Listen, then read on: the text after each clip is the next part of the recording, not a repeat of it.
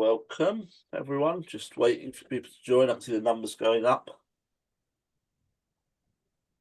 Give it a minute or so.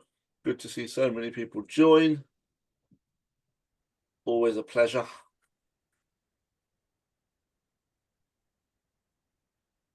Still see the numbers go up.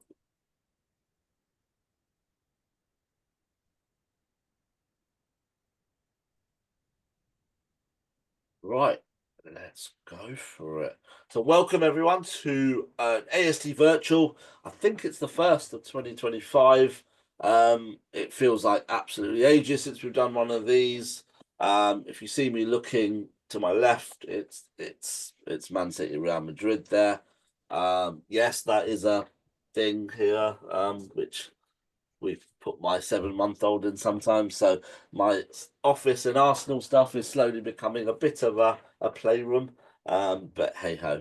So it's such is life, hey. So welcome everyone. It's gonna be a lot of Arsenal chat for the next hour or so. We've got Sami Mokbel with us, joining us in a second.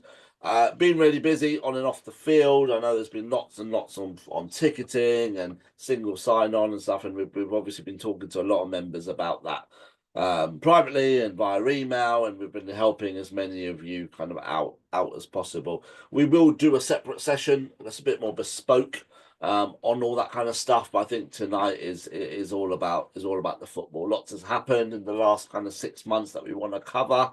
And let's get going. So normal rules, if you have questions, there is a Q&A function that you can, on your laptop or your phone, you can just jot your question down.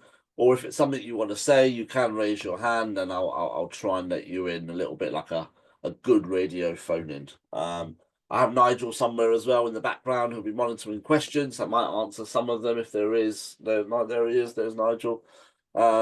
No sender or shirt at the back this time, but Nigel is there and he will be available to answer any questions. If there are any kind of questions that are AST business, then Nigel is your man. Cheers, Nigel. Right, Sami. I'm going to welcome Sami Mokbel to the floor. Sami, welcome. How are you? Akil, how you doing? Yeah, very well, very well. I think this is your debut actually for the AST, isn't it? It's It is. I've been looking forward to it, Akil, ever since you said dropped me that message a few weeks ago. It's something I've been looking forward to. So and we changed the date about 5 times because yeah. it just kept coming. You know what I mean? It was just Too much football. There's too much football, Akil. it was just mad, isn't it? Like every 3 days we were pretty much playing and Yeah. traveling and stuff like that. And obviously you don't just cover Arsenal. You Right. potentially would have done 2 or 3 games in a week as well. So just tell me a little bit about your season. How much have you covered Arsenal? Mm. What's your life like being in football? So this season, yeah, generally speaking, I cover quite a lot of Arsenal, bits of Chelsea, Tottenham, all of the London clubs really, depending on where I think the story is or where there is an obvious narrative for me to follow. But traditionally speaking, I spend many a weekend at the Emirates, or away with Arsenal as well. I recently went to the Wolves game, that much sort of controversial Wolves game. So yeah, I spend a lot of the time, as you do, Akil, sort of traveling and following them up and down the country.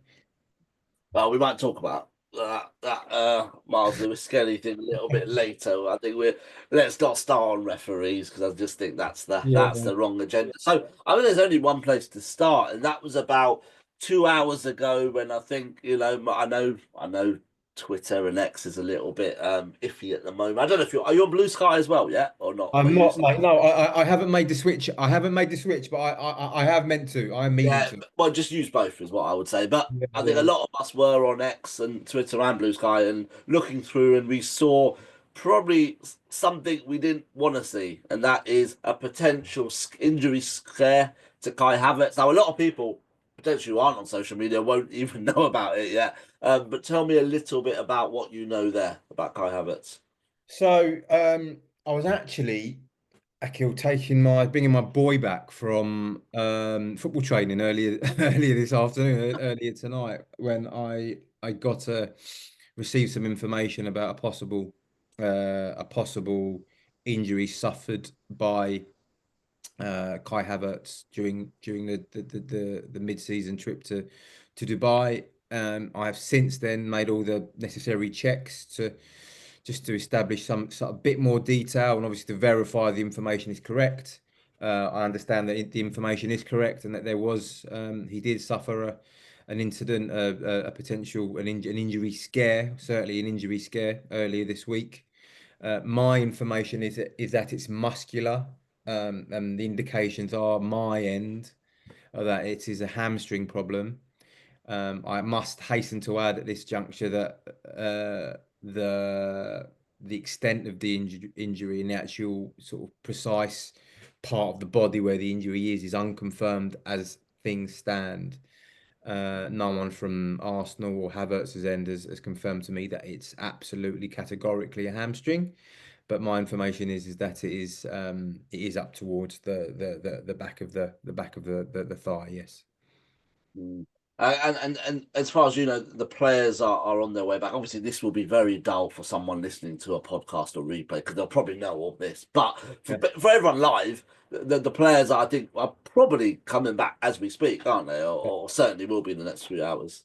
Yeah, they're flying back. They've been flying back today. I think they may have even been flying back in dribs and drabs. Some of the staff have maybe come back a little bit earlier today. Um, yeah, so I think in terms of that, there'll be more details, I think, available to supporters and sort of the wider mainstream media over the next 24 to 48 hours. Obviously, Mikel Arteta will have a press conference on Friday where hopefully they will have the full details available to them, and they can let everyone know just the extent of the injury. As we often know with these things, Mikel Arteta can be quite guarded about sort of injury news and fitness information about his players. But I think on this occasion, perhaps the club and certainly the supporters will feel like they're owed a true reflection of where they're at, given the problems you guys have got in attack at the moment. And you also, in your piece you've written this evening, you've also written about Tomiyasu as well, who, he's a bit of a forgotten man, of course, at the moment, but, he's certainly a favourite with Arsenal fans. I think, his commitment and his first season was very, very good, but it's just not happening for him, is it? And there's rumours about another knee op, which would be Yeah. second, which Yeah. isn't great, is it? We forget about sort of some of those important games that he's played in Mikel Arteta's reign. And he has been and was a key player for Mikel Arteta at various junctures during his reign. But yeah, he's had a difficult season, missed the start, opening 3 months with a knee problem. Came back in that game against Southampton and suffered a setback pretty much instantly after that. There's been no end really to those problems with the knee. And my information is that there has been serious considerations now about Tomiyasu taking a sort of sending him for another operation, a knee operation, which would be his second knee operation in the space of about 2 years. Um, which, yeah, listen, it isn't an ideal situation, but I think what we have to consider here first and foremost is that there's a human being here who's having his almost his career ripped away from him, and it's difficult. It's a difficult situation for him mentally to deal with, and but I know Arsenal will be at pains and are looking after him in that in that side of things. But I think the next question now will be, do we take this risk? Do we send him for an operation so we can get rid of this issue once and for all? Which I think is probably the most logical approach. Or they may try and get him back on the grass one more time just to see if he can shake that issue off. But I'm not sure that's Big, big necessarily. Forest. Yeah, he's 26 years old. He should be. I know defenders can go on a bit longer, but really, he should be in the peak of his power, Mm. shouldn't he, right now? And you do feel for him, don't you? Absolutely. And as I said at the it's at the start of the question, Akil, there is a human being here. There is a human element to this story that needs to be told because he's an extremely talented player. And as we said, he's been vital to Mikel Arteta over various junctures Yeah. in his reign. But he has struggled to stay fit. He's been beset by injury problems since he's been at Arsenal, and this latest one, um, yeah, is taking much longer than expected for him to overcome. And if sort of those worst fears are realised, and I must say again, these are just fears and concerns at the moment. I don't, as far as I'm aware, there is no final decision on whether he will undergo surgery, He didn't travel though, did he? He wasn't in Dubai with the which team. is a big indication of of where they are. Because if you I think Martinelli go to Dubai, Yeah. and he just popped his hamstring or two, like the night before. Um, So I think that's an indication of how they're looking at it. But fingers crossed, he yeah. can get back to Yeah. where he was because on his day he is by Yeah. far in a way a Premier League class defender, and would Quite most games he promote played it. both teams. Yeah. Mm. And just generally on injuries, I think we looks like we're seeing Ben White back soon. What do you know about Bukayo Saka? Is it still sort of a mid-March? Are we looking end of March? Is the club giving anything away there, or and generally do they? With injuries, I think Arsene was a very much a bit more of an open book. With Unai Emery, maybe there's a language barrier, but it does feel like with Mikel, you're probably not going to get much out of him at press conferences. Yeah, there is on the positive note, I think there is some optimism now that Ben White might be available for the weekend for Leicester, which in light of the Tomiyasu development is positive. That's another sort of body back on the pitch, potentially, being on the bench or certainly on the match day squad. But other than that, Akil, I Saka mean, heard it's much? difficult reading. Yeah, it's difficult reading. As you say, Bukayo Saka. I think you're looking at mid-March, maybe late March for him. Yeah, Um, Gabriel Jesus. Well, he's yeah, he's yeah. not. Obviously, he won't be ready until towards the end of the year. I think, in my opinion. I think Um, I think with Saka as well. We play Chelsea away on the 15th or so like that, and then it's an international break. So it, you would be you'll be inclined to think let him not play and then keep him back for the international break, and get him fit there. But then it's Thomas Tuchel's first squad as yeah, well, and yeah. I'm sure Bukayo wants to play. It's probably a real dilemma for everyone. It will, no, it is, and you're absolutely right. And I think I genuinely think that will be a factor. I think, that I'm not saying that would I'm not saying that would prevent Mikel Arteta from selecting Bukayo Saka, but it would certainly be something that he'd be aware of. That if I do play him before or at that Chelsea game or before that Chelsea game, that renders him available to be selected for England. Now, I don't for a minute would think that even though he's just returning from injury, and there will be various issues there that Bukayo Saka will want to impress the New England manager. Although I think Bukayo Saka is one of the players that probably needs to impress the least, because Thomas Tuchel will know exactly what kind of player he's got in Bukayo Saka. But he will want to be there. He will want to be there for that first squad. But then equally, I'm not sure Mikel Arteta will want to risk losing, Well, giving no, yeah. losing control of his star player again, and risking any kind of setback. It's Chelsea at home, by the way. It's not we'll Right. take them away. But yeah, I mean, it's just small details. Um, and talk to me a little bit about Mikel Arteta as well. You've obviously been covering Arsenal for many years. You've seen the transition between sort of Wenger, Emery. And Arteta, what's Arteta like? What's he like with you guys in the press? I know we've had Arsenal personnel on here before, and it's quite widely known that it was his first year or two. He was a bit stale, a bit wasn't the personality wasn't quite coming, but that seems like it's changed. But tell me about your sort of journey with him over Yeah. the last couple of Yeah, years. I think you're right. I think there was an element of him when he first took the job that he was feeling his way into it, particularly from our perspective in terms of exuding that sort of exuberance on a public level. I think there was an initial guarded sort of persona that he sort of put out, but over the years that you've noticed that I think everyone has noticed that he's opened up. He's more expressive in the way that he addresses the media. I think back in the day, he used to bat everything away. Anything that was remotely controversial, he would not bite on because he was still learning the job. But what I think he has learned is that he which all of the best, I think if you go through the repertoire and the catalogue of the top Premier League managers, they've all used the press and the media to their advantage to either deflect or to get their points of view across.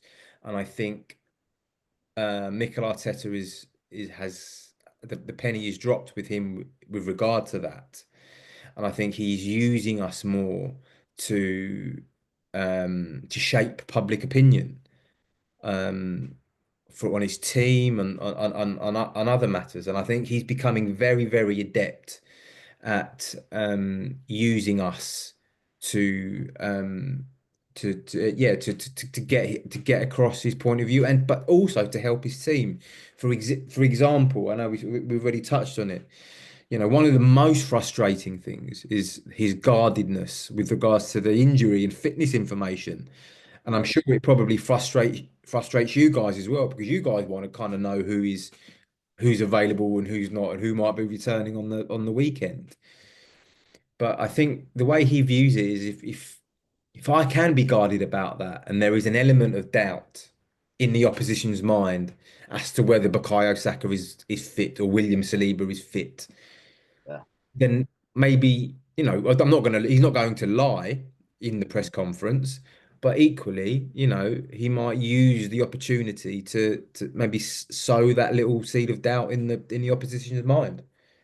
I think that mindset has kind of gone through the club, and that's the change I've noticed. I mean, I was talking to someone at the club, and how at every game a player gets interviewed, if the game's on TV, I think, if the player gets interviewed by Sky or whoever near the tunnel, just before the tunnel, they get off the coach, they go through, they get one player gets, Yeah, and that player's a starter. Apart from in Europe, if it's a Premier League game, the player is a starting player. And that essentially means Trossard, Martinelli, they can't put any of them up because it has to be Saka, yeah, yeah, yeah. Saliba, Gabriel. So you get the same ones doing it each week because, again, it's that even the hour till the team needs to be Yeah, out, they sort of want it guarded. So it is going through the club, isn't it? it absolutely is, and you're absolutely right about the selection as well. The selection of people that players that do press duties. So on UEFA nights, so Champions League nights, uh, there is this unwritten rule that whoever sits next to the manager on match day -1 is going to be playing the next the night after in the game. But that just doesn't happen with Arsenal. So he will put someone up. Also, a player will sit next to Mikel, and you presume that he's starting, but then you wait 24 hours and he's on the bench. So Yeah. I'm sure he had Jacob Kiwior next to him in one of the European games, and that I don't think he started. So, yeah, yeah, yeah, and it's this constant guessing game. But I think us as an industry, as a collective, as a collective of journalists, I think obviously we've cottoned on to it now. So maybe we perhaps don't read too much into that kind of stuff. But in terms of our job, um, yeah. injuries and fitness and selection is such a major part of what we do. So there are difficulties created, I have to say, when a manager is being, as guarded as Mikel can be during his press conferences. But hey, it's his job is to, It's his job is to win football matches, and if exactly, he yeah, can use if he thinks he can use those press conferences to his advantage, then so be it. That's his prerogative. yeah, absolutely. Just I do want to talk a little bit about journalism and stuff. I'll come on to that a little bit later while we're sort of on the team. I just want to talk about the sort of the January window and the summer window, and I think you were one of the first to write about the summer already. I think actually, to be fair, the day I texted you, I think the next day you wrote about potential sort of money being spent in the summer and stuff like that. What sort of, I'm not gonna say what happened this January, but obviously we ended the window without signing a forward player. Mikel Arteta himself has said the club were actively trying, and he's even, I think, gone as far as said he was quite disappointed we didn't. Mm. But what's your reading of it? What's your what happened this January? Obviously, there was links with Ollie Watkins as well, but what kind of happened in your eyes? So they tried, and I know a lot of fans will say, I guess disgruntled fans will say, well, that isn't good enough. Certainly, given what's happened over the past sort of week with Gabriel Martinelli and now with Kai Havertz. But they were trying. They were trying. But the difficulty in when you're Arsenal and last season you scored 91 goals, the difficulty in finding players to improve your forward line or even come to us to the same level as you've already got, that you're shopping in such a small pool of players, right? Um, and they took a decision. They looked and they tried, and they we mentioned the Ollie Watkins thing, and yeah, they did bid for Ollie Watkins, but that was an opportunity that presented itself later on in the window rather than one that they pursued. The one that they would have liked to have done was Benjamin Sesko from Red Bull Leipzig, but it became abundantly clear pretty early on in the window, to be honest, that Red Bull Leipzig would just not entertain losing him this month. Yeah, they may consider it in the summer. So, I've heard a lot of sort of detractors say, well, why wouldn't you just be heavy-handed with that, and why don't you just bid and just force the situation? But if you're Arsenal, I think you look at that and you say, well, we're pretty well placed to get him in the summer. Now, why would we ruin our reputation and our relationship with Red Bull Leipzig by being heavy-handed this month, by trying to get him to trying to force it when we know he's got a release clause in the summer that kicks in the summer, so we know where he would probably come. Why would we force the situation now when that could ruin our relationship with Red Bull Leipzig, and that can then harm our chances of doing a deal in the summer?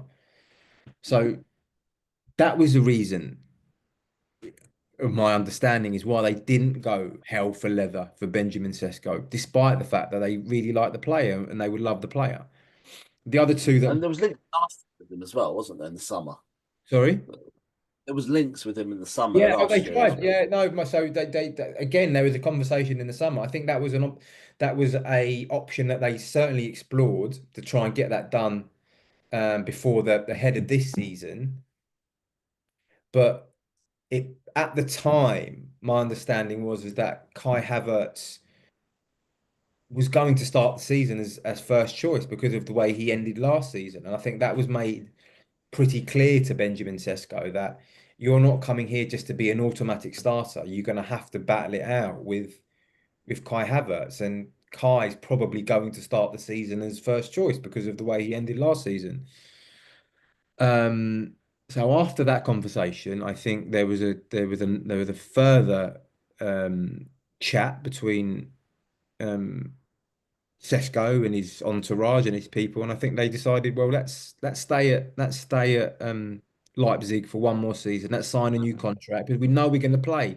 We know we're going to develop. We know Arsenal was still going to be there next season, so the next summer.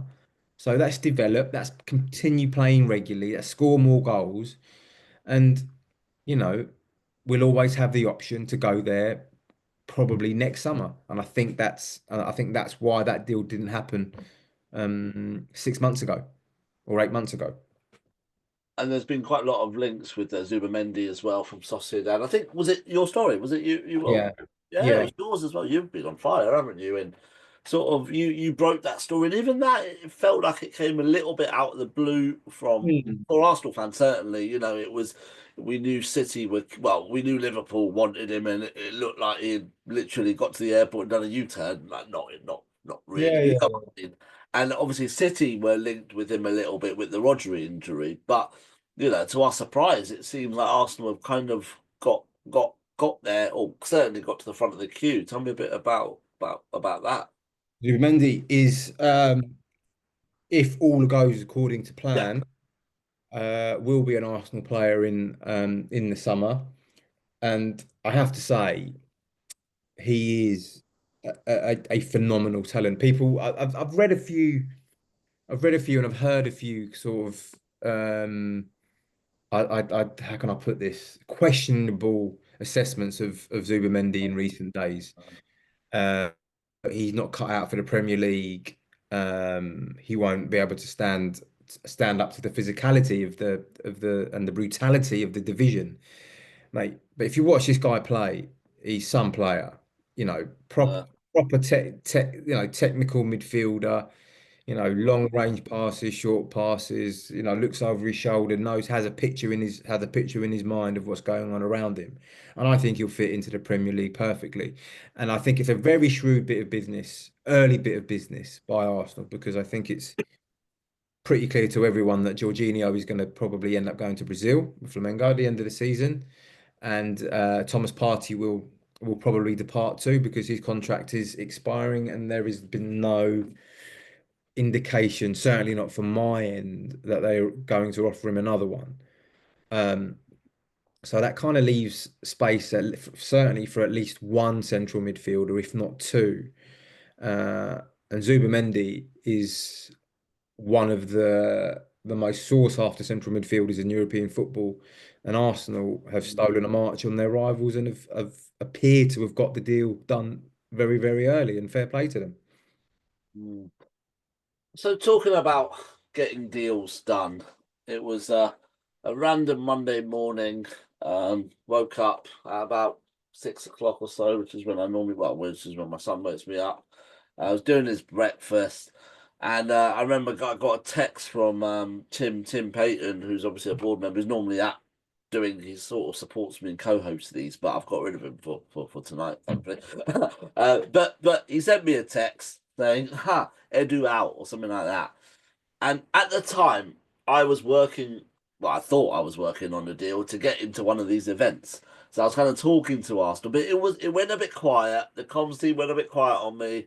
It was a bit, yeah, he wants to do it. It's just about getting a date in and stuff like that. It was just a bit, frustrating. And I thought Tim was referring, maybe they've emailed me and said, no, he's not going to do it. He said no. So I just thought it was that.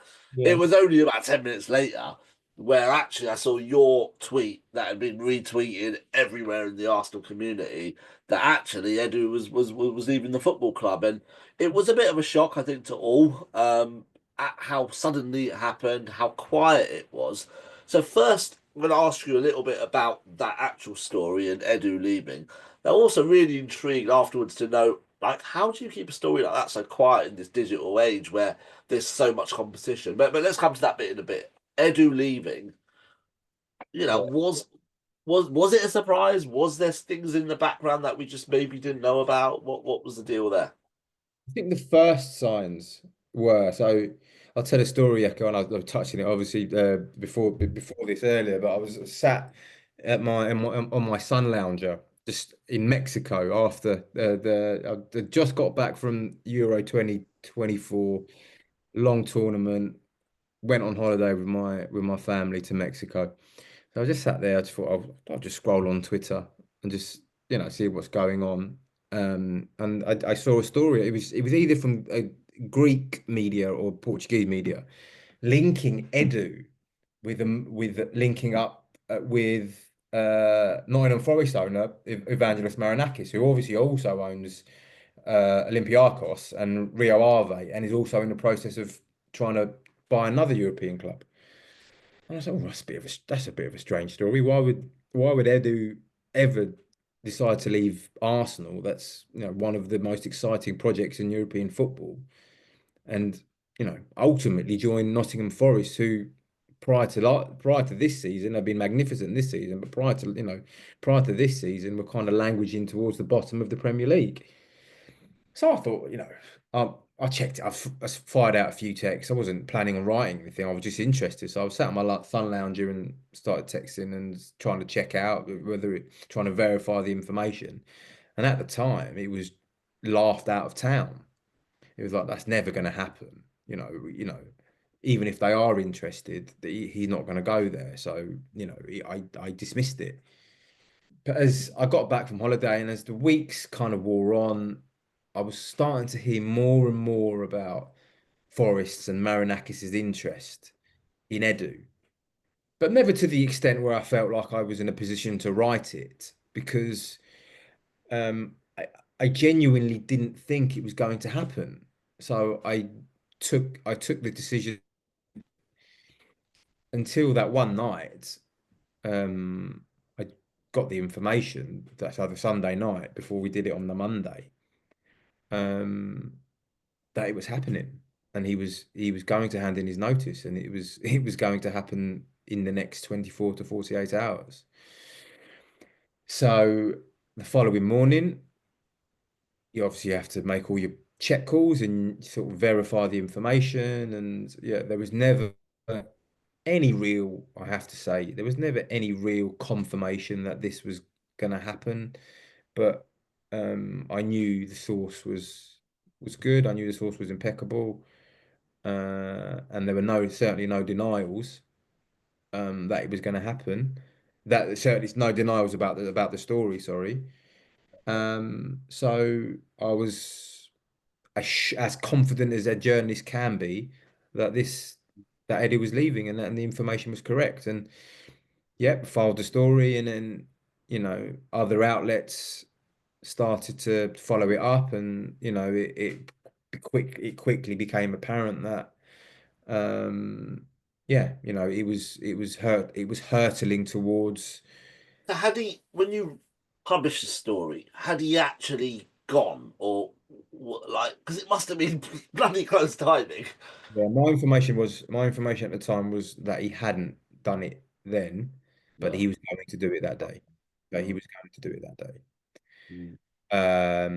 And then lo and behold, I think it was around 6 o'clock that evening. I think we published a story at around maybe 7:30, 8 o'clock in the morning. It was pretty Mm. early. So I remember doing it round making the kids breakfast and tweeting while doing the kids Weetabix and stuff like that. And then Shows you're a normal person, by the way. It's not all glamorous, is it? oh, Like, no, is no, it's certainly not all glamorous. Uh, it? uh, yeah, and then it became abundantly clear that it was hurtling towards a conclusion, just only because you saw all the other outlets Yeah. carrying their own versions of the story, so you knew it was heading towards a conclusion. Yeah. And then, um, yeah, later that evening, I think it might have been about 6:30, 7 o'clock. It was confirmed by Arsenal in a statement that he'd handed in his notice and he was to take up a new challenge and that he was going. Mm. And I mean, I know you said you're as confident as you can be, but you probably are aware as well that if this is wrong, Oh, fans will remember that. Like, yeah, it it's must. Uh, it's yeah. Look, it's not career ending. Of course, nothing. It's not career ending no, because I will always say about this. I will always say about this job, Akil, and um, we're not saving lives here, right? We're writing about football, and I know it's such a massive part of people's lives, the sport, and people want accurate information, and I totally understand that. And I don't know a journalist, I don't know a single journalist out there that doesn't try their hardest to ensure that what they're putting out into the public domain is as close to the truth that they can possibly get. I don't know anyone who doesn't do that, and I say that with my hand on heart, right? But yeah, if a story like that isn't right, a story like that, the size of that isn't correct, then yeah, it does have it, and it would have, yeah, it would damage your reputation, and it would take a while for you to build those bridges of trust, I guess, with the readership again, with the people that follow you on social media, that read you on a daily basis. So there is always a risk there, but that is just the nature, Akil, of news reporting, of breaking stories, because you're Mm. never in the room when something happens. You know, Of you're course. you are relying on your contacts to be Mm. honest with you, and to sort of give you stuff or give you information and to pass on information with that is accurate and that is kind of without agenda.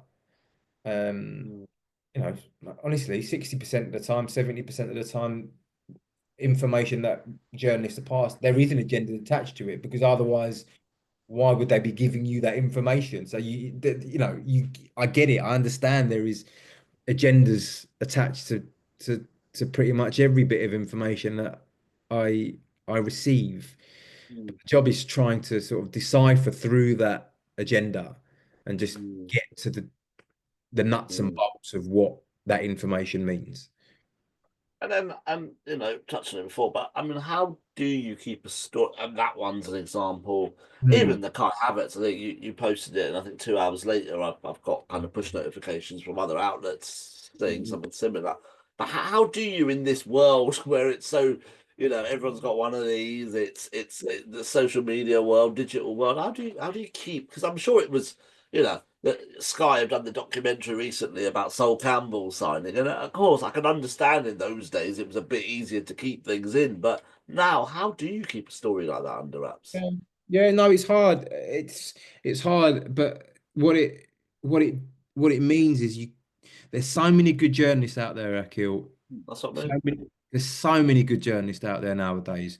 The industry is in such a, certainly in terms of news, breaking stories and news gathering, it is in such a strong position that when you do get a story and you do get some information, you can't sit on it. Yeah. You have to move straight away because you run the risk of something else getting it.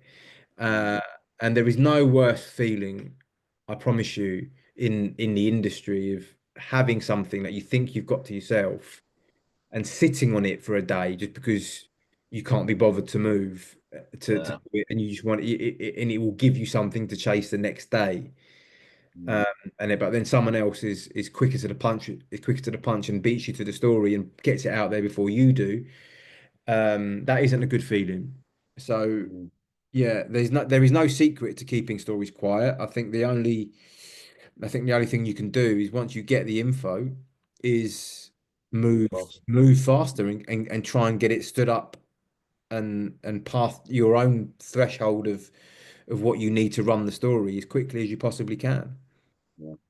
And talking about kind of structure after Edu's left, obviously Jason Itu has been interim, from what you've heard, do you think he could be in for a shout of getting? I know maybe the January window might not have Mm. impressed people, but normally the plans for a window like that are probably done months in advance. But what is your understanding there? There's been a couple of questions on that. Will we be getting a similar sporting director, or will we be kind of, what do you think? I think that process will accelerate now the transfer window is over. I think they will want someone in place and a permanent person in place to execute early Right. those deals. So when you think of that, I think all of those maybe pointers indicate that maybe Jason A2 in a good position to take that job on a permanent basis Mm. because he's been part of that planning process. Yeah, And while I know a lot of fans will, in 2025, someone always has to in football, someone always has to carry the can. There will yeah, always be someone that the fans point to blame for whatever failure they perceive, right? I guess in this situation, the fans will maybe, point the finger at Jason Ato. But my understanding is that, and as ever with the at football clubs the size of Arsenal, it isn't just one person that makes the decision. It isn't that Jason Ato decided, no, we're not signing anyone this January. Right, he was part of the process of the staff that were trying to get someone through the door. It's a collective, as ever with these things. Mikel Arteta would have been involved in that process. Yeah, Jason Ato would have been involved in that process. Richard Garlick would have been involved in that process. Tim Lewis would have been involved in that process. So it's a collective. Um, where where I think there are positives for Jason Ato is that he's been part of the fabric of that football club for nearly a decade. So yeah, I think everyone who's in the building knows what he's about, and he's developed this reputation, and he's almost grown with the club. He's seen what hasn't worked, but he's also seen what has worked, which I think was a motivation as to why maybe the club didn't do any business in January because, as I say, they seen what kind of play hasn't worked. So yeah. I think they didn't want to make the same mistake again. Mm. Um, the other thing with Jason Ato is someone from the outside. If you make an external appointment, are they going to want to come in and rip up those plans that are already set? They're planned. They know who they want to go for. They know who their top targets are. But if you appoint someone externally, it kind of makes what happened last month absolutely redundant because part of the reason that they didn't sign last month is because they wanted to save the money so they can go big in Yeah, January. Now, so yeah, if you were to bring in an external candidate who has his own ideas of who they want to sign, what happens to those plans yeah, a that you bit. might that you've kind of meticulously laid out, Mm. and you've not signed in January because you want to have the best opportunity to execute those plans in the summer. What happens if you bring in someone else new and he doesn't agree with those plans? What happens then? Mm. Back at square one. I want to bring in Nigel because I can see there's a few questions just on transfer windows, and I know it's all rumours and stuff like that. But Nigel, should we quickly get through a couple of them because I've seen there's a few. I've been typing away, Akhil, getting No, I've 19 seen. answers out so far. So Lloyd asked the absolute cracking one about statement signing during the summer. Isak, Nico Williams, break the bank. And there's something slightly more obscure from Manoj here. Can you give us names of people who haven't been mentioned publicly? Breaking news, Sammy. Tell us who might we be interested in who hasn't been written about anywhere. No, everything that I know that I've verified, Nigel, I've written. So It unfortunately, moves fast, Manos. Remember that. It moves fast. I can't supply any new names. But in terms of the summer, look, the intention is there, and I know, and I understand why some supporters will say, "Oh, we've heard it all before." This is just token? They don't mean it, but I get the impression that there is a genuine excitement in the building about what is going to happen and how they plan to approach the January the summer window. My information is that they're going to look for three players. So the priority is a striker. I think we know who the top two targets are. The top two targets are Alexander Isak at Newcastle. He will be the dream candidate if they could get him through the door. Very expensive, like very, very expensive. But if they can do that, they will certainly explore the possibility of doing so. If not him, I think they would be well placed to go for Benjamin Sesko again. He'll have a release clause. That clause was 55 million last summer. I can't sit here and tell you that I know how much it is going to be this summer, but I'd imagine it'll be there or thereabouts. Uh, so um, they're the two. I think they would be the two standout options up front for Arsenal heading into the summer. How Uh, long would it take someone coming into the Prem like a Sesko to assimilate? I saw him play a couple of weeks ago against Leverkusen. It was a 2-2 draw. I'm not saying he was Bambi on ice, but he's big and rangy. He missed a yeah. couple. He didn't quite. I mean, it's one game. What do I know? But it takes a while. Not many people hit the ground running coming in, do they? No, and I think you're absolutely right, Nigel. But I think that's why there would be the primary focus would be Alexander Isak. Yeah, That is why. But I think the finances of that deal would be to a point where you're probably just looking at a one player summer. If you yeah, were to, if you were to successfully execute that deal, I think it would be that would be it potentially, unless you can get another one out. Now, whether they want to do that, I'm not sure because obviously they need a centre midfielder, at least one centre midfielder, and that is very likely to be Martin Zubimendi. And then they would also wouldn't mind another attacking outlet, like a versatile attacker that can play across all positions across that front line. So you're looking at someone That like one like a makes more Nico sense. Williams. Yeah, Yeah, with sort of, I'm thinking it's safe to say Sterling will be going back. But yeah, Tross maybe, I can see absolutely. Yeah, and I think something maybe go. I Yeah, think if they can't get Trossard to this new contract, then I think yeah, they probably listen to offers for Trossard. As you say, Sterling will go back. Um, I think that obviously the plans or the my information was that obviously plans to listen to offers for Gabriel Jesus, sorry. That can't happen now because he's not going to be available. He won't be available in the summer. Um, so I think if they are to get all three of those signings over the line, I think that they may need to sell one of the stellar, one of the crown jewels. Now there are yeah, obviously certain players that are absolutely untouchable, right? There are some, but I just wonder if I don't know someone yeah, like a Martinelli perhaps who has sort of dipped in and out of form this season, whether he would be one that they would consider.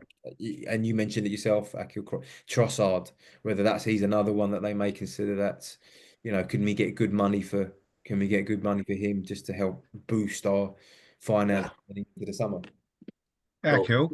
Yeah. There's a cracking one here for Manoj about Oh, Sammy's view on the way clubs recruits. Now, we obviously know about the US model at Liverpool, data acquisition and all that type of stuff. I mean, and obviously when Ineos went into Man United, they absolutely trashed their scouting system, said, you're 20 years behind where you need to be. I mean, what's your sort of instinctive feel for where we are? Obviously, Per is doing the stuff with the academy. How In how do terms of you recruitment, what yeah, yeah, no, I think that there is more attention being paid to data. There is more attention being paid to data. I think Um, obviously, we all know during the Wenger era, it was certainly during the early days, it was very much done on view, right? It was Wenger watching a player or Steve Rowley watching a player, and they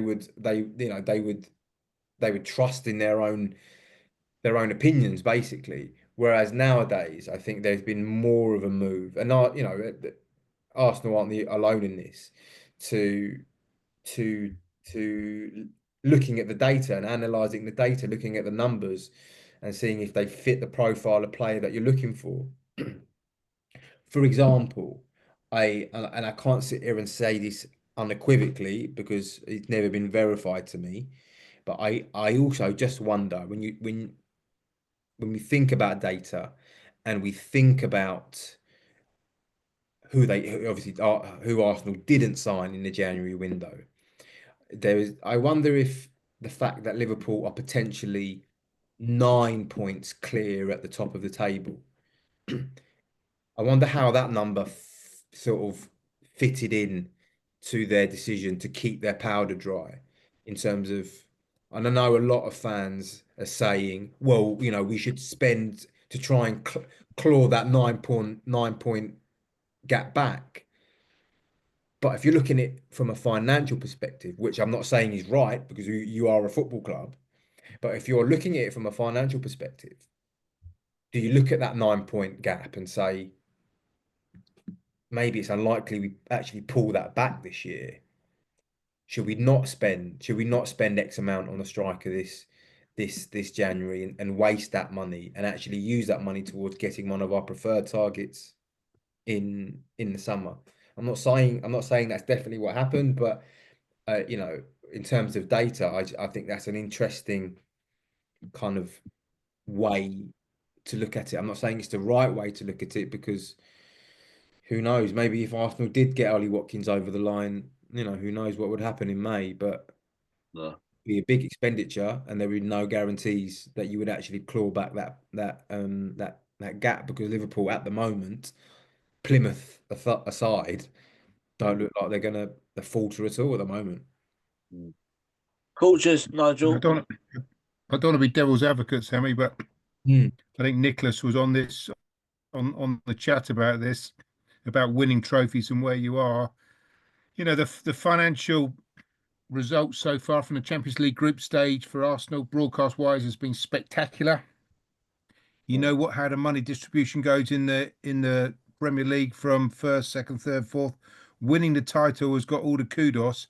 It doesn't bring you the huge amount of other stuff, with the financial stuff which people might look at. So the conversation you've just had to yourself there about do we twist now or wait to the summer, absolute guaranteed happened with the owners. Absolute guaranteed. I can see it. I can absolutely see it, Nigel. I think, and it's up to the person. It's up to each individual to decide whether that was the right approach or the wrong approach, right? Yeah. But I can certainly see a scenario where you would look at that gap at the top of the table and have that, as you so eloquently put it, that stick or twist scenario, and having that internal debate. And I guess we kind of know how that, given what happened in January, I think we know how that conversation panned out. Yeah. Cheers, Nigel. I chuckled a bit because Madrid equalised, but Mbappe absolutely mishit it, and it was it went in the corner. I think if he'd hit it cleanly, it probably would have gone straight to the keeper.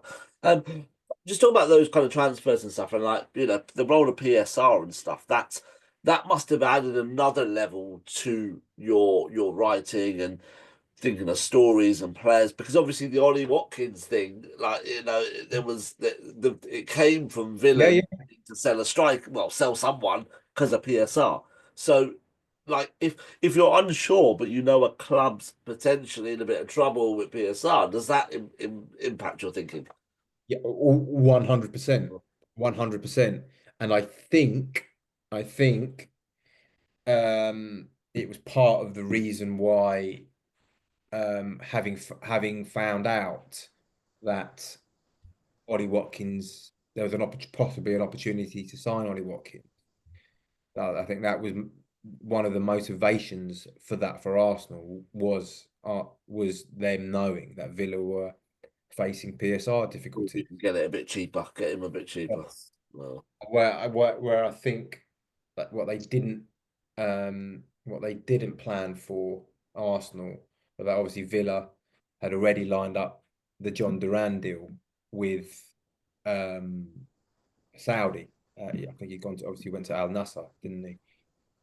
So what I think would have been Villa's ideal scenario would have been to have two valuable offers for Watkins and Duran on the table and them deciding. But I think once Arsenal made the offer that they did, which is between 40 and 45 million pounds, probably towards the lower end of that, I think that made Villa's decision for them that let's take the money for Duran because Arsenal aren't, they're just not, and from Villa's point of view, weren't serious bidders here because I think 60 would have got it done. I think Arsenal knew 60 would have got it done, yet they still made an offer that was sort of quite far short of what they're looking for. And 70 million for Duran, Sammy. They don't really need to do too much, do they? Right. Well, exactly. But I So it's think like but I think Nigel that if they had 60, they had 60 for Ollie Watkins from Arsenal and nothing for Duran. nothing. No, no, no. Even if If they had Duran's 70 for Duran, even if they had 70 for Duran, I think they may still have taken the Watkins money because he's Duran's longevity, yeah, 29. yeah, I still think, even though it's 10 million less, I think they would have still taken that money the because resale value and the stuff, of course. retail Yeah, value in that. And yeah, but I think that was, but once Arsenal put that offer on the table, I think they realised, oh, Arsenal are yeah. not going to be close to this 60 million here. So Yeah.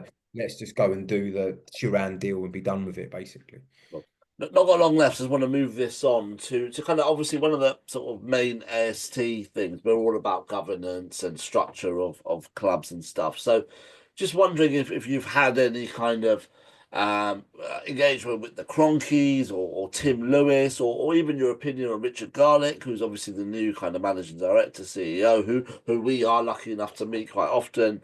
What's your sort of view of the board and the sort of decision makers in the club? Yeah, I think it's taken shape.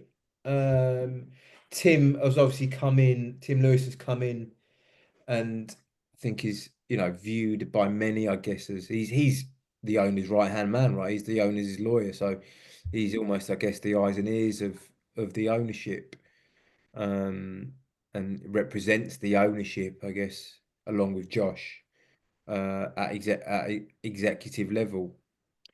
Um, how do I think they're operating? I think what fans are really worried about is recruitment, and I think that's what supporters are invariably going to concern themselves with, and how they will grade how an executive team is performing. Of course, there are many different variables to that, and I think the fact that Arsenal are going into the summer with the power and the financial might to go and spend again and go and do another £100 million player if they really wanted to. I think that does speak volumes for the way that they are running the club from a business perspective, right? Um, but ultimately, the executive team, supporters, Mikel Arteta, the players, everyone connected with the club will want success on the pitch, and that is what that is what the that club should be geared towards. Now I think they've got the sort of the secondary bit, right in terms of how it's run as a business.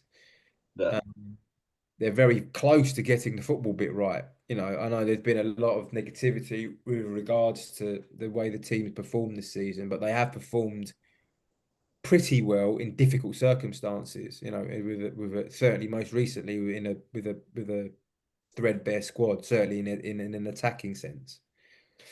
They're very close to achieving something at that football club, and what they want to achieve, they don't just want to win one Premier League. They want to win multiple Premier Leagues. They want to win multiple Champions Leagues. They want to build this.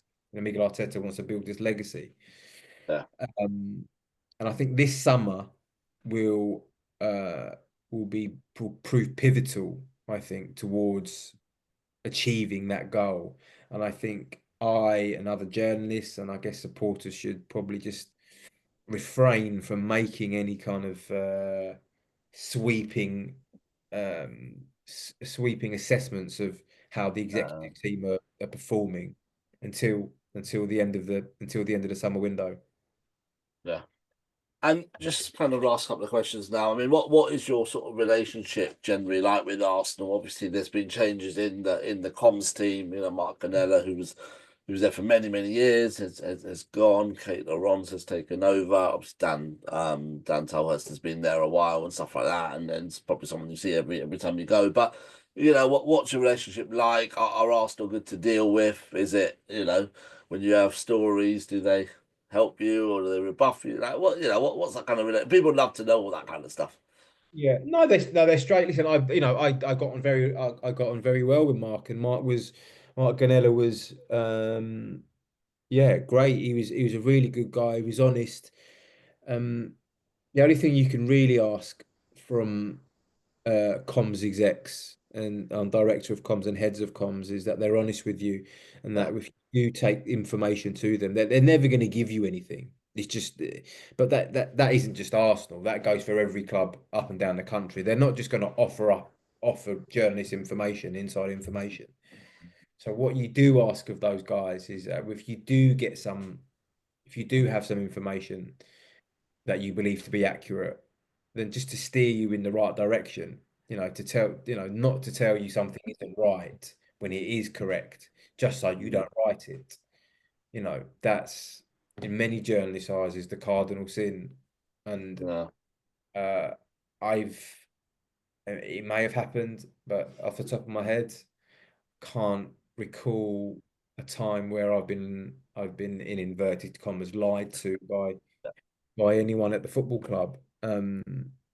They've said no comment. They've said no Of comment. course, and they're entitled to say that if They've said no comment. They've you know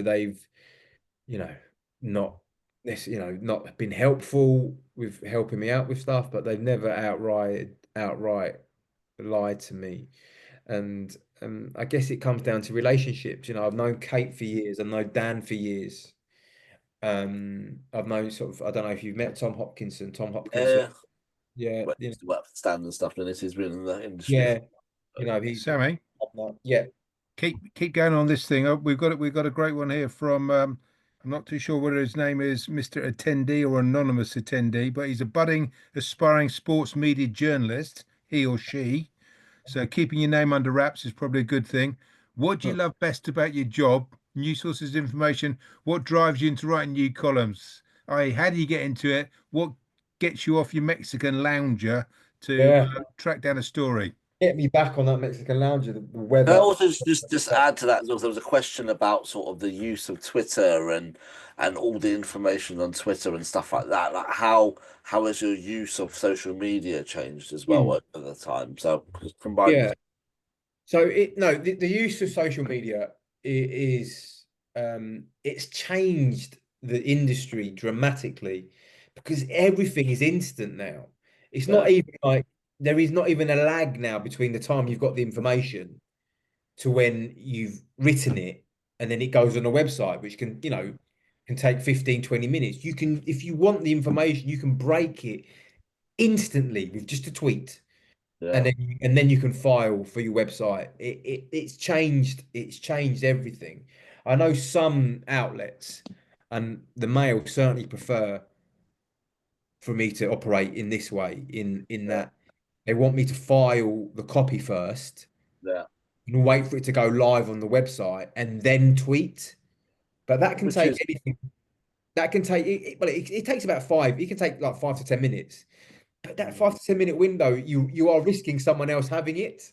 If it's a fast moving story, you you you do risk even in that 10-minute period of being gazumped by one of your rivals. So that's where for someone like me who's sort of who's the nuts and bolts of what I do is trying to break stories and get new information.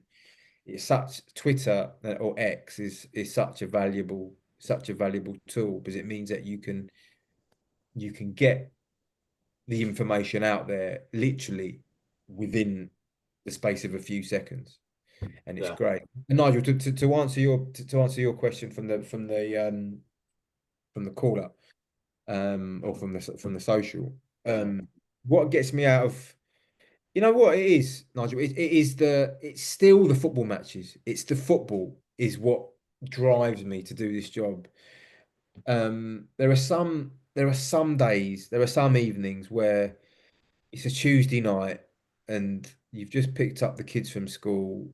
It's raining out, and I live in South London, so and you've got to drag yourself from South London up to the Emirates or to wherever it is, Stamford Bridge or wherever it may be. What's wrong with AFC Croydon versus Sevenoaks in the Isthmian South East? Ah, I used to be a non-league. I used to cover non-league down here, so I know Swindon very, very well. Bit of white leaf, nothing wrong with that. Yeah, yeah. A bit of Chipstead. I used to play for Chipstead. So that's the love. It's still the love of the game, the love of I the love it's the matches, and yeah. there's no better buzz. I have to say, there's no better buzz than breaking a big story that's your own information. That still gives me goosebumps, and it still gives me a bounce in my step. But nothing beats going to, you know, Arsenal, Man City the other day. Those anticipations of those big occasions is yeah is still my sort of key motivating factor, mate. Do you watch it as a fan or not or as a journo or a professional thinking there's something in it, or can you just switch off and enjoy the occasion? No, you can't switch off. No, you can't switch off because you work because you are there in a professional and working capacity, and yeah, you're filing, so your head's got to be on it. Yeah, But when you go there on route to the game, you do have that. Well, certainly I do. That level of excitement that I used to get when I used to go and watch. I used to go and watch the club that I support down here, and yeah, nothing beats that. Nothing beats that feeling, that pre-match feeling of going to a big game. Um, in the anticipation of what might happen, what you think might happen. It's still the pinnacle for me. that's what keeps us all going as well, I'm sure. Absolutely. And, Absolutely. and how do you see sort of the industry going for the next kind of 5, 10 years? What major differences and changes do you see in that? I Will it think just go digital mostly? Is yeah, that the yeah, yeah. big? It will be. I think that it will be interesting to see how many outlets now go um, behind a paywall and go fully behind the paywall. I think the success of the Athletic uh, and the fantastic job that they have done there has changed the industry. I think there is now such a demand for these long, sort of insightful reads. I think even us at the Mail, we now we've gone partly behind the paywall with Mail, Yeah, yeah, where we put a lot of our long reads behind those paywalls to see if that can benefit the company financially. And I think there is already a degree of success that has been had with that. Um, but what it does prove is that people are still willing, despite having all of the free outlets that there are out there, free to view outlets. People are still willing to pay for quality journalism, mm, and that is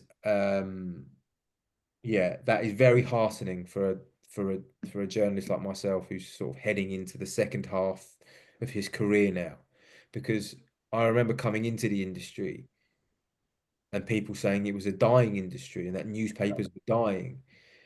And yeah, maybe newspapers are on the wane. I think that the numbers, Changing. It's more changing industry, isn't yeah, it? I think the numbers prove that the physical newspaper is perhaps on the wane. Yeah, But our digital output is burgeoning and is becoming profitable, and we are, as yeah, journalists, we are changing our approach. We can no longer hold stories for the newspaper. It just doesn't work that way anymore. yeah, yeah. All of our content goes on the website as quickly as we possibly can. Once it's verified and you trust that the information is correct. So I don't think the industry's dying at all. I think it's changing and it's evolving, and Yeah. so journalists have to evolve with it. So we've got 4 minutes left. I just want a few quick fire questions, just because there's members that have asked it, and I think it's if they've been sitting listening to us for the last hour and a half, they deserve to get the thing. So, there was the Nypen deal, the Norwegian player that kind of seemed pretty close, and then went quiet. Henry Starling has asked, do you know much about that? What happened there? Will we go back in the summer? I think they will be you. I think Arsenal are very well placed to get that. My information is to get that deal done in the summer. Oh, I don't know the exact ins and outs of why it didn't happen in January, but yeah, having followed it up last week, um, I'm pretty confident that Arsenal can get that deal over the line yeah, at the end of the cool. season. The Sociedad sporting director, Roberto Ole or something like that. Yeah. Do you think he'll be on a short list? There's been lots of talk about him and things like that. Do you think he'll be on a short? I know we talked sporting directors. I know we talked about someone new potentially, but if they go external, do you think they would look at him? Anything there? Do you think? I think he would tick every single box if Yeah, they were to go external. Um, the Sociad link, obviously, he's had his eyes on Isak before, hasn't he? Zubimendi. yeah. So I think Marina. already a correlation there. Yeah, So he's obviously a very competent and excellent identifier of footballers and talent. yeah. Um, Would have good contacts too. So I think he would be, if it isn't Jason Ato, Yeah. he would be a very strong candidate. Yes. That question was from Giles. Good to hear from you, Giles. And then just lastly, you wrote about it, but you wrote about Miles Lewis Skelly potentially with England. It was about a month or so ago. Still think that is a possibility. Will we see him in the squad in March, or maybe is that a bit too early? I think there'll be a promotion. I think there will certainly be a promotion, whether that's into the 21s. Yeah, He hasn't been in the 21s yet. And I think what what the FA are very keen on is having that clear pathway yeah, for the yeah. for their players. So like, right, okay, you've played 19s, you've played 20s, your next step is the 21s. It wouldn't surprise me that if he continues on this trajectory, that he makes the 21s in Mm, March and then go straight into the seniors for the summer games, yeah, just so that they can have that be completely full with that pathway that he's played for the 21s, and yes, now he's ready to go into the seniors. But the factor there, the big factor there is that England just don't have a left back, and yeah. Miles Skelly is a midfielder by trade, but he's playing at left back at the moment and then playing Yeah. bloody well. Well, So, there must be there is, and then I know there will be a temptation for Thomas Tuchel to select him. yeah. Sammy, this has been a great, fascinating conversation. I think we've covered, I'm just looking at my notes now. I think we've covered pretty much everything. So thank you so much for your time. Where are you this weekend? Which game are you covering? I am going. I've got the pleasures of Euro Disney this weekend. Oh, okay. Take, A weekend off. yeah, I've got a weekend off, a rare weekend off. Half term next week, so we're going to Euro Disney. Wish Yeah. me luck. Yeah, yeah. Well, good luck. I'm sure you've got three kids. I'm sure it will be. There'll never be a dull moment. I just want to quick thank you to members as well for attending this evening. Solid numbers. I always, Sammy, look at the numbers, and if they start to go down, I kind of end it a bit early. So anyone that's kind of after half an hour, I'll thank them and send them away. You know why? But I'm pleased to say the numbers held, and I think people did find the chat fascinating. Just want to do a quick shout out for the Arsenal and Islington Food Bank. I was lucky enough to spend a little bit of time on a match day with them a couple of weeks ago. Gunnosaurus even turned up, which was great. But it's basically a food bank. It's near the Tony Adams statue. You can donate food, like canned food and stuff like that, or you can just donate cash. So the AST did donate. I think we donated £500, and that is obviously membership money. So that's on behalf of all of our members as well. So thank you for that donation. And if you do want to donate, I'm sure Arsenal and Islington Food Bank would really, really appreciate it. Just looking left because Real Madrid have equalised again. Haaland scored a penalty, and now Madrid have just equalised, getting 2 away goals. So that's yeah. City done it too, please. But Sammy, thank you so much. Wish you well, and hopefully we'll see you again soon. Cheers, Akil. I really enjoyed it. Thanks for the chat. No worries. Cheers. And that is us up the Arsenal.